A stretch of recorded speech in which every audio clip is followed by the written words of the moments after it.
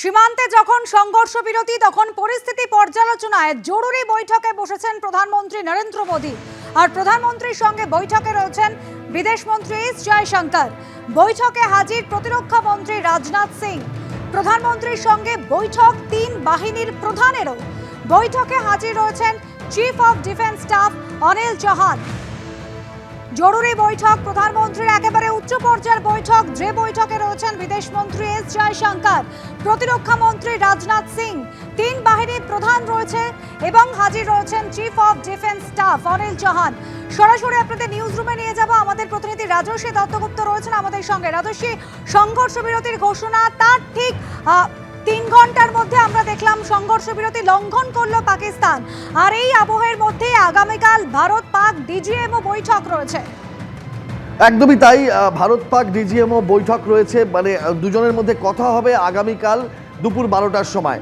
এমনটাই বিদেশ সচিব গতকাল বিকেলে যখন সংঘর্ষ বিরতির সাংবাদিক সম্মেলন করে ঘোষণা করেন তখন জানিয়েছিলেন।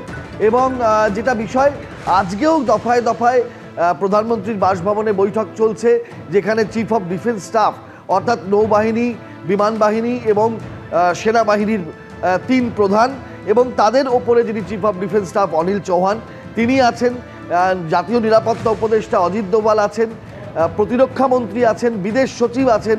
সকলে মিলে বৈঠক করছেন ভারতের অবস্থান এই মুহূর্তে কি হবে এবং ভারতের পশ্চিম সীমান্ত জুড়ে পাকিস্তান যে হামলা চালাচ্ছিল কালকে সংঘর্ষ বিরতির পরেও আমরা দেখেছি একের পর এক জায়গায় রাত্রিবেলা আবার নতুন করে পাকিস্তানের সীমান্ত থেকে ভারতীয় সেনা চৌকি লক্ষ্য করে গোলাবর্ষণ হয়েছে, ড্রোন হামলা হয়েছে। সেইগুলোর প্রেক্ষাপটে আবার রাত 11:15টার সময় সাংবাদিক সম্মেলন করে ভারত অভিযোগ করে এবং তারপরে গিয়ে এই সংঘর্ষ থামে। তো সেই রকম একটা পরিস্থিতি তৈরি হয়ে আছে। রাজনৈতিকভাবে, সামরিকভাবে কী সিদ্ধান্তগুলো গ্রহণ করা হবে সেই সমস্ত বিষয়ে আলোচনা, যে সমস্ত গোয়েন্দা ইনপুট আসছে অর্থাৎ তথ্য আসছে সেই সব বিষয়গুলো বিশ্লেষণ করে সেই অনুযায়ী সিদ্ধান্ত নেওয়া। সেই জন্যই কিন্তু এত উচ্চ পর্যায়ে, যেখানে প্রধানমন্ত্রী, প্রতিরক্ষা মন্ত্রী, বিদেশ সচিব, 3 বাহিনীর প্রধান এবং তাদের ওপরে চিফ অফ ডিফেন্স স্টাফ সকলে এই বৈঠকে রয়েছেন বিষয়গুলোকে পরিস্থিতি থেকে পর্যালোচনা করে সিদ্ধান্ত নেওয়ার জন্য। ধন্যবাদ রাজস্বী। যাই হোক, উনি লিখেছেন, আমরা তো এটা তো ঠিক কথা যে আমরা ডোনাল্ড ট্রাম্পের টুইট দেখেই প্রথম বুঝতে পারছি যে একটা সেটেলমেন্ট হয়েছে, এবং এটাও ঠিক কথা যে প্রথম ডোনাল্ড ট্রাম্পের টুইট দেখেই মনে হয়েছে আমেরিকা ইন্টারফেয়ার করেছে, তারপর this settlement has been arrived at. That's correct.